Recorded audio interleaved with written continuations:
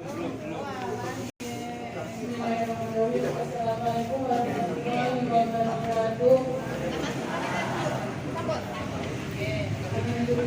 Demikian Bapak Ibu beliau sehat-sehat.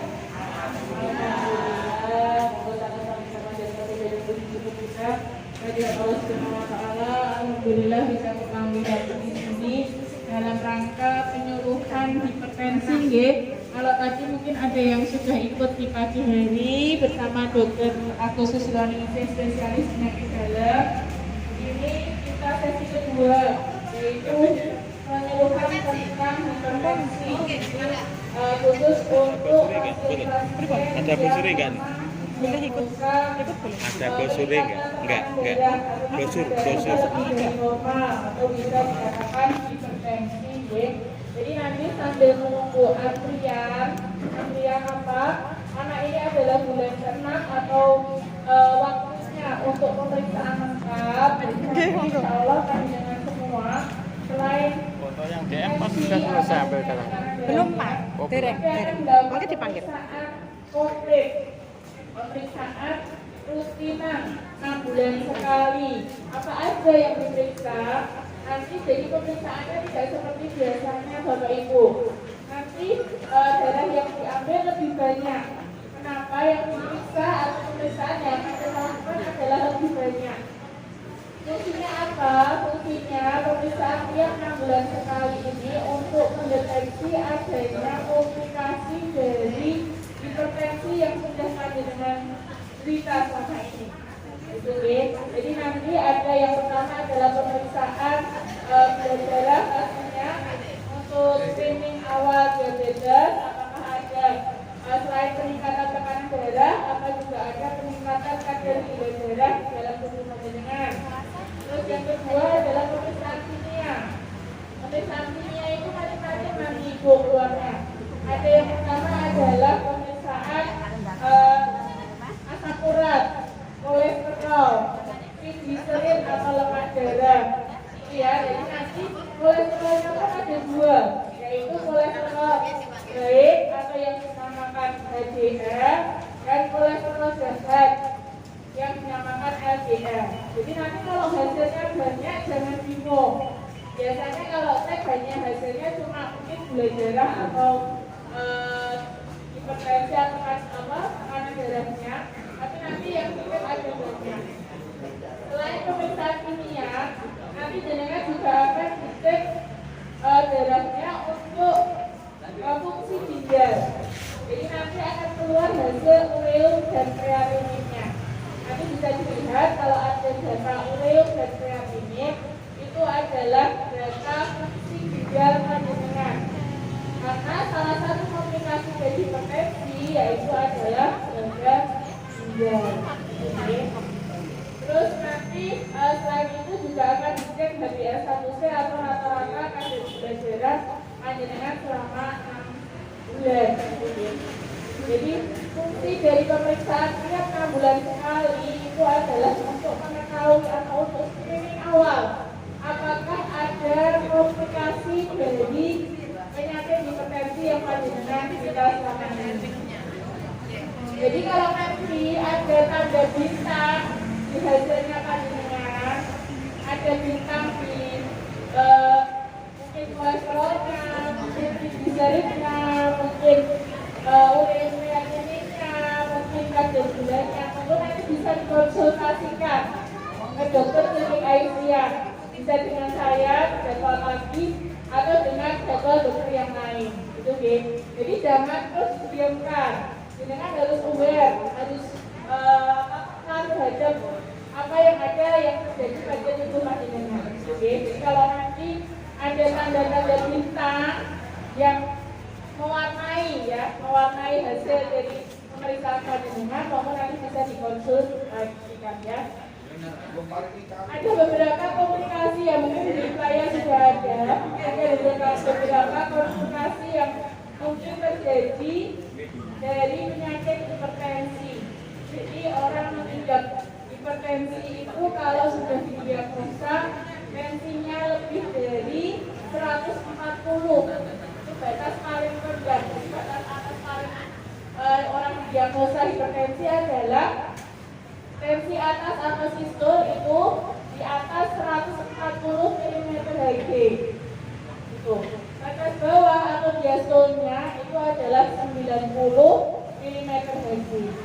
Jadi orang tensinya 150, bawahnya 95 atau 100 itu sudah didiagnosa hipertensi grade 1. Gitu. Ada orang mikir, oh, saya tidak ada keluhan, karena biasanya awal-awal atau grade awal kan mungkin yang sudah lama mengidap hipertensi itu kadang tidak ada keluhan, karena tubuh itu selalu adaptasi, Pak. Jadi di mana tubuh itu bisa beradaptasi terhadap kondisi-kondisi yang muncul dalam tubuh panjenengan. Walaupun tidak ada gejala, kalau rata-rata tensinya di atas 140, sistolnya dan diastolnya di atas 90 mm/Hg, monggo segera warning untuk periksa. Amannya lebih baik untuk minum obat rutin hipertensi. Karena apa? Karena tensi itu berubah-ubah, Pak. Banyak faktor yang mempengaruhi tensi itu sendiri. Tekanan darah itu terpengaruh oleh beberapa hal. Yang pertama adalah fisik. Fisiknya kecapean, jenengan bisa kontrol. Kalau pas jenengan tidur, dengan pas jenengan habis lari-lari, pasti tensinya lebih tinggi mana? Habis lari-lari, ya itu tadi. Kenapa harus sering dikontrol? Karena banyak pasien atau banyak kasus itu tensinya tinggi tetapi tidak ada gejala. Padahal dia masih melakukan aktivitas rutin, apalagi yang masih kerja ya, masih kerja, dia masih mensewa aktivitasnya masih seperti masih tinggi, aktivitasnya masih tinggi. Jangan sampai pada saat dia beraktivitas karena tensinya terlalu tinggi atau high level tension sehingga nanti jantung sudah tidak kuat lagi memompa. Maka lama-lama bisa jantung. Bisa misalnya mungkin ada berita orang misalnya jatuh, tiba-tiba jatuh pada saat kantor, pada saat pasar, pada saat di tempat umum. Karena apa? Biasanya karena tensi yang tidak terkontrol. Terus yang kedua, hal yang mempengaruhi tensi apa? Psikis.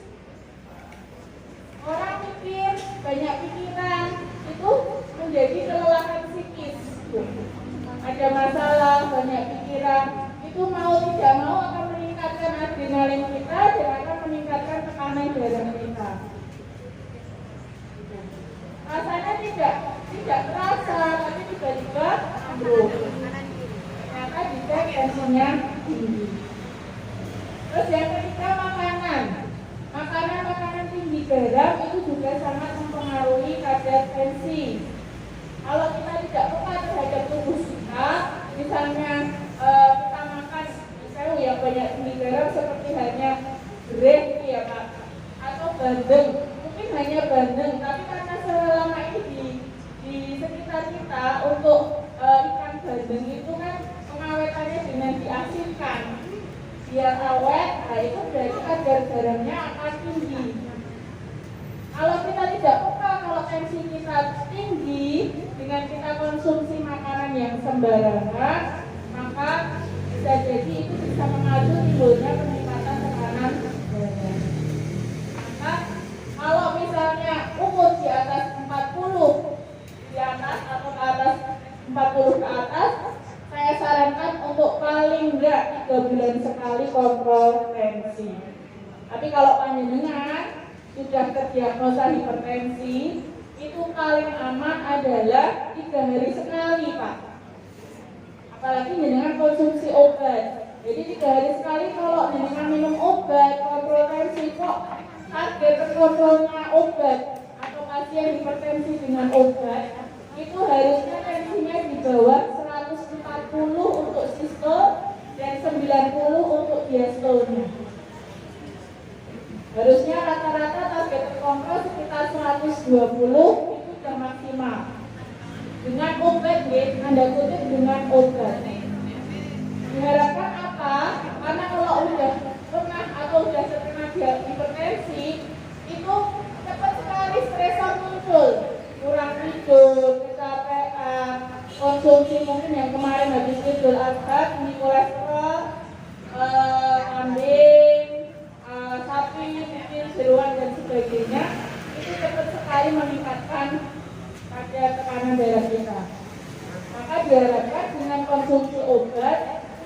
tensi atau tekanan darah kita ring rata-rata di antara 110 bawahnya 80 atau 120 bawahnya 80. Sehingga kalau ada stresor misalnya dengan kecapean atau kurang tidur atau banyak pikiran, itu naiknya tidak akan melebihi 140.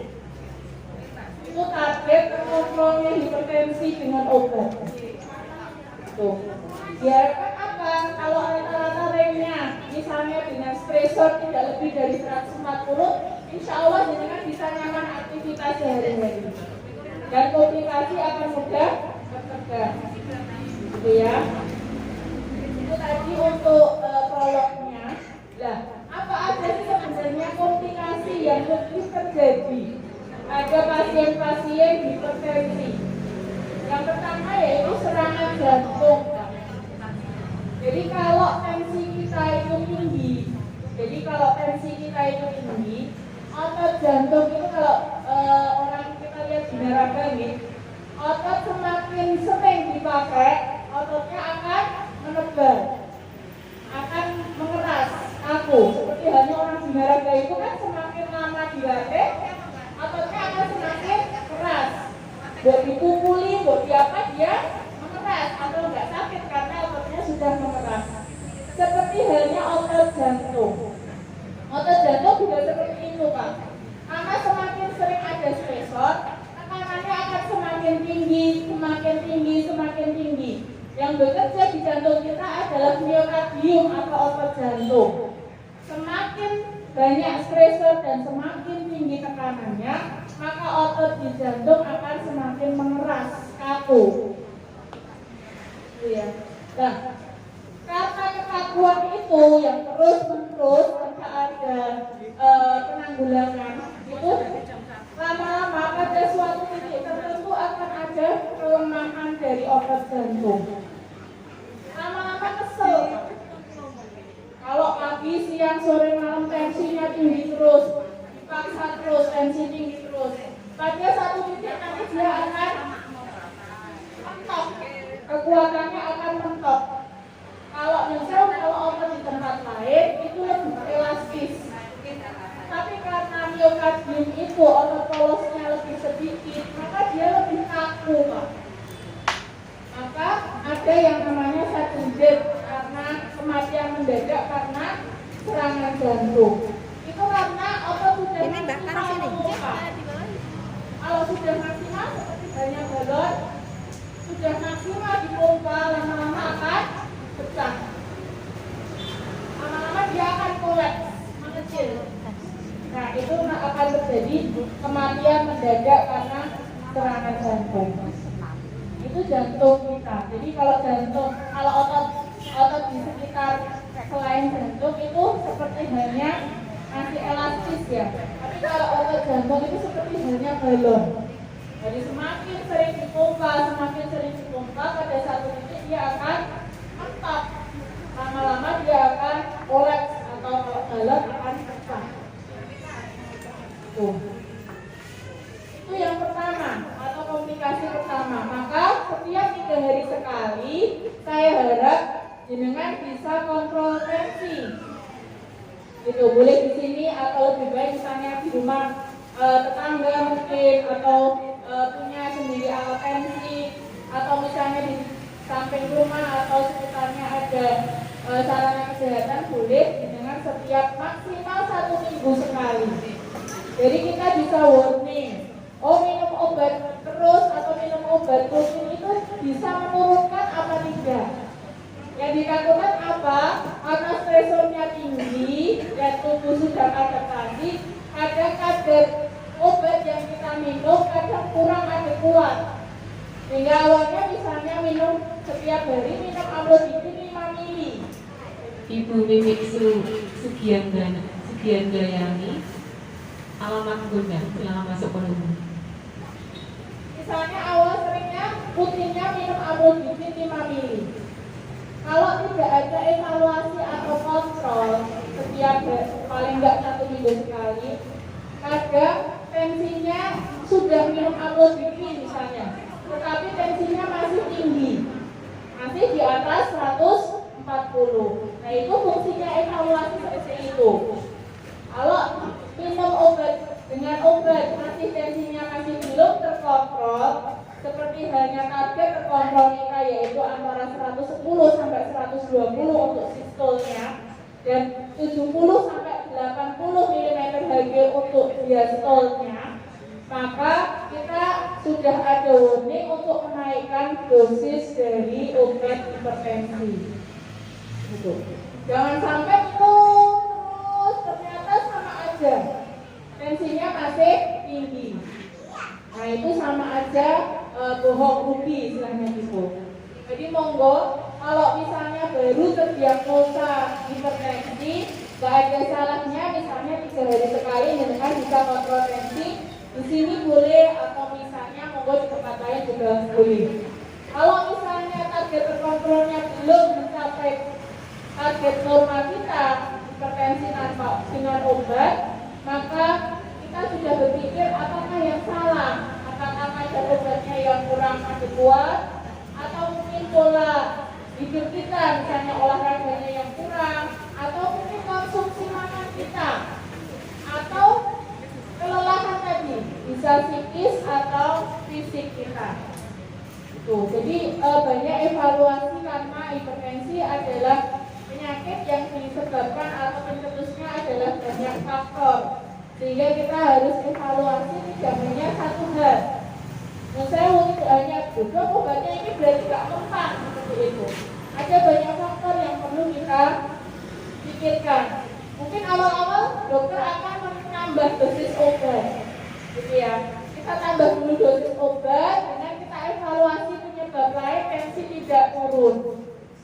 Nanti kita evaluasi, jangan sampai kalau misalnya stresornya tadi sudah hilang, tensinya minum obat malah drop, gitu ya. Jadi harus tetap ada feedback atau ada timbal balik, dengan juga ada aware untuk diri panjenengan, kita bantu untuk evaluasi pengobatannya, seperti itu. Terus yang kedua yaitu gagal jantung, hampir sama dengan serangan jantung tadi. Jadi gagal jantung adalah ketidakmampuan jantung untuk memompa darah. Seperti yang saya bilang tadi bahwa kalau otot jantung itu seperti halnya balon. Semakin sering dipompa, nanti ada batas maksimal dia mampu memompa darah. Yang akhirnya nanti bisa kolaps atau pecah. Gitu ya. Terus yang ketiga yaitu aneurisma. Aneurisma itu disebabkan oleh dinding arteri atau pembuluh darah yang melemah, itu dia. Akibat kantong yang rapuh di pembuluh darah. Jadi karena terlalu sering memompa, otot-ototnya jadi kaku, Pak. Jadi aliran darah untuk sekitar otot itu akan semakin sedikit. Dia untuk mengolah otot itu atau kesehatan dari otot itu, sehingga arteri atau pembuluh darah kita di sekitarnya, terutama pembuluh darah jantung itu tidak optimal dalam asupan makanannya, sehingga lama-lama dinding itu akan lemah. Yang awalnya arteri itu kaku atau bisa mengalirkan darah, lama-lama akan melemah atau lemes, sehingga tidak mampu untuk mengalirkan darah. Terus yang keempat yaitu penyakit arteri perifer, di mana itu bisa di kerusakan pembuluh darah di tepi-tepi, misalnya kayak kaki atau ujung tangan, itu jadi pembuluh darahnya menipis karena kurangnya asupan dari oksigen dan nitrat tadi. Jadi kalau misalnya pompa jantung itu terlalu besar atau seringnya tekanannya semakin tinggi, maka pompanya atau aliran yang dikeluarkan pun juga akan semakin rendah. Gitu. Jadi kayak balon itu loh Pak, kayak balon dipompa. Terus itu dia menyemprotkan air kan. Kita fungsinya jantung adalah menyemprotkan darah ke seluruh tubuh. Kalau ototnya jantung itu semakin kaku, maka menyemprotkannya semakin kencang apa semakin lemah? Betul.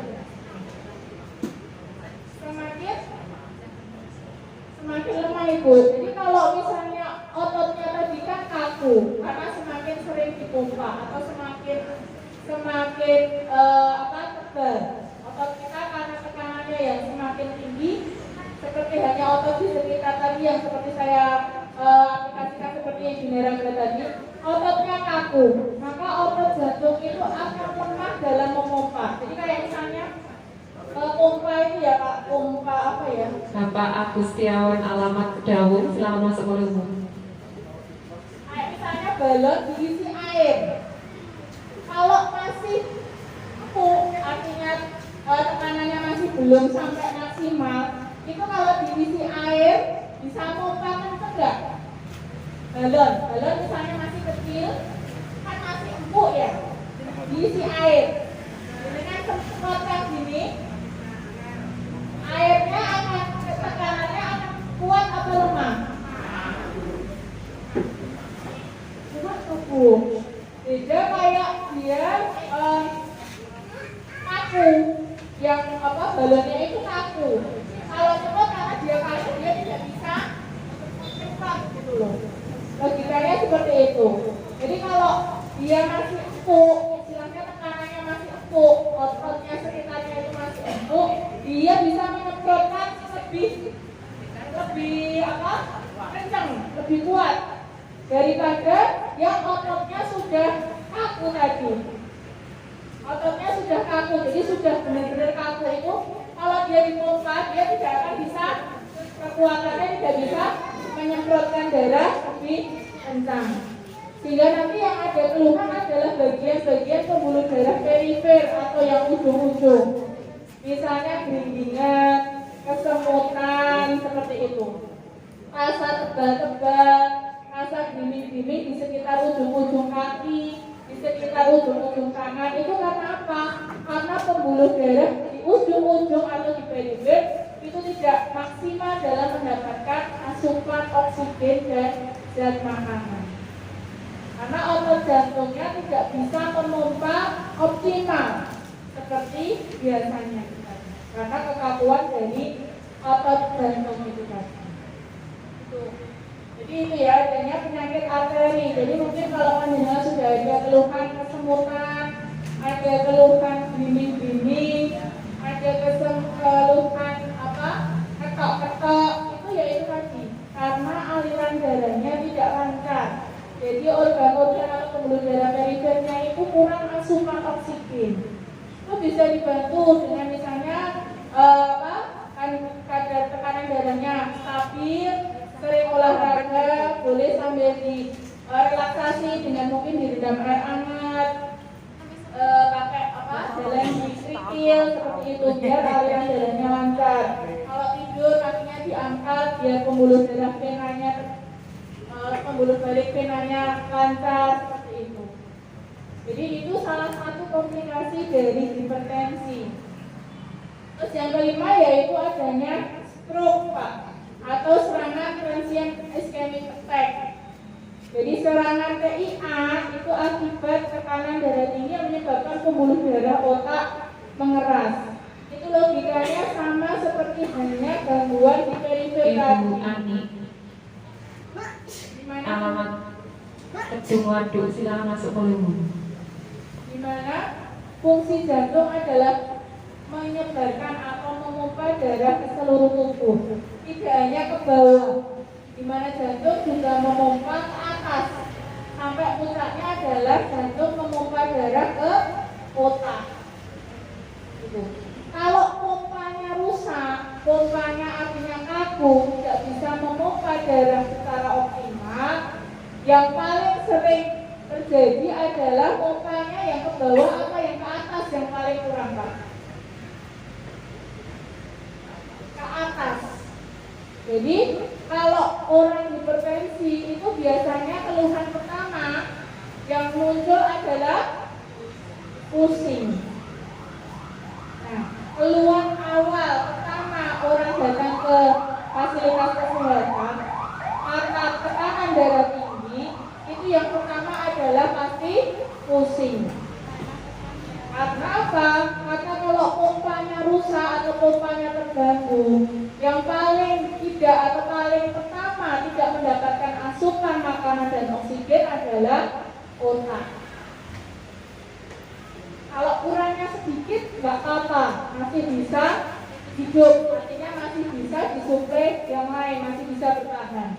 Tetapi kalau kurangnya banyak, sehingga kematian sel-sel otak itu banyak, lama-lama akan terjadi apa? Penyumbatan pembuluh darah otak.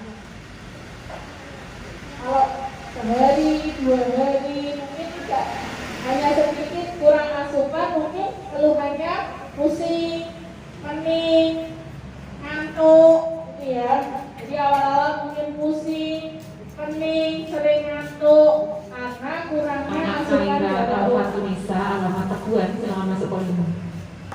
Tapi kalau lama-lama mungkin setahun, 2 tahun hipertensi tanpa ada penanggulangan, lama-lama akan terjadi kematian jaringan otak. Kalau ada banyak kematian jaringan otak, dia akan menggembel, Pak. Sel-sel otak itu akan menjadi gumpalan-gumpalan yang nantinya akan masuk ke dalam pembuluh darah dan yang pasti lama-kelamaan akan menyumbat dari pembuluh darah otak itu sendiri. Dan nanti akan muncul stroke ringan awalnya dan bisa nanti akan berlanjut ke stroke, gitu ya. Kalau sudah stroke, nah itu biasanya datangnya cepat, hilangnya atau sembuhnya lama. Tuh. Yang paling ditakutkan adalah seperti itu, karena kalau hanya hipertensi itu biasanya gejalanya hanya ringan, kadang disepelekan. Tapi kalau sudah komplikasi biasanya datangnya cepat tapi sembuhnya lama. Ya.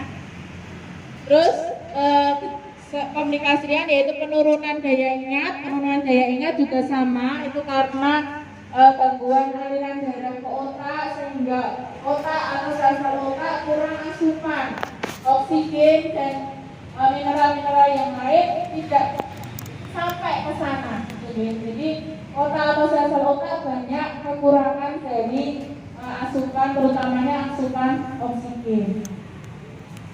Terus kerusakan mata itu kalau tensinya tinggi bisa terjadi peningkatan tekanan dari pembuluh darah mata yang nanti lama-lama bisa menyebabkan glaukoma.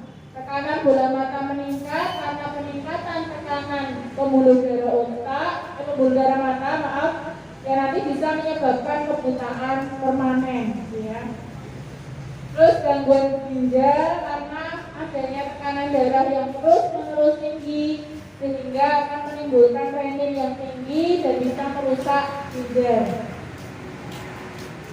Terus yang terakhir yaitu sindrom metabolik, di mana sindrom metabolik itu adalah kumpulan gejala. Jadi kalau sudah tensinya tinggi, nanti diikuti kolesterolnya tinggi, LDL-nya tinggi, maka akan terjadi penurunan juga metabolik dari tubuh. Biasanya nanti berlanjut ke kadar gula yang tinggi karena gangguan produksi dari insulin. Gitu. Jadi rentetannya seperti itu. Biasanya nanti orang hipertensi juga akan komplikasi ke diabetes mellitus. Itu. Jadi sindrom metabolik karena adanya gangguan metabolik atau metabolisme dari tubuh itu akibat karena hipertensi itu tadi, sehingga awalnya mungkin timbul obesitas atau kegemukan, lalu lama-lama kolesterolnya tinggi, LDL-nya tinggi, HDL-nya tinggi, nanti lama-lama bisa muncul diabetes mellitus. Dan yang terakhir yaitu disfungsi seksual, yaitu bisa orang hipertensi yang terus-menerus bisa menyebabkan disfungsi seksual. Jadi karena apa? Karena kurangnya aliran darah. Jadi sel-sel di penis itu kekurangan aliran darah sehingga biasanya terus mengecil.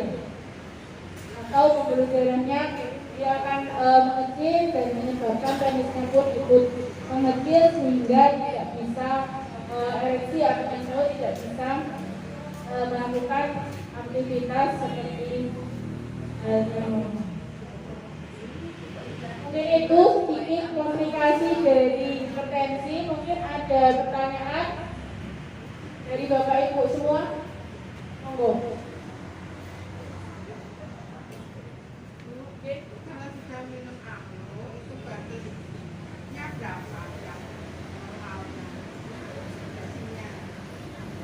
Seperti yang saya bilang tadi, kalau hipertensi dengan obat itu target terkontrolnya sistol di antara 110 sampai 120 mm Hg, diastolnya antara 70 sampai 80 mm Hg. Itu. 120 sampai 80. 100 sistol 110 sampai 120, diastolnya antara 70 sampai 80.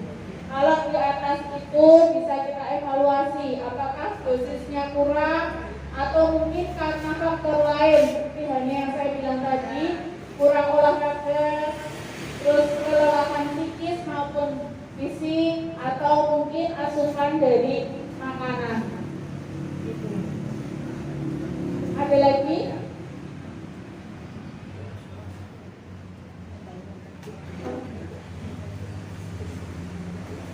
Oke, itu aja. Mungkin ada pertanyaan, ya? Monggo, ditunggu untuk antrian dari pemeriksaan darahnya.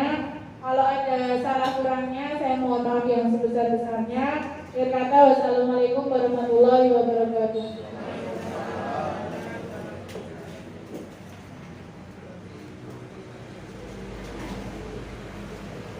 Ini langsung dimulai untuk pemeriksaan darahnya Ibu. Monggo antrian nomor 1.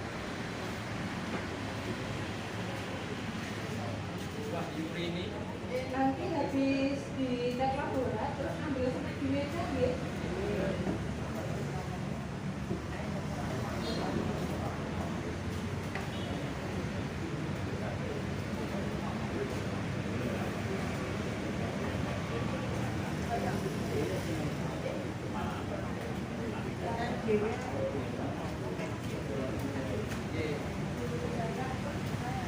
Fitriani.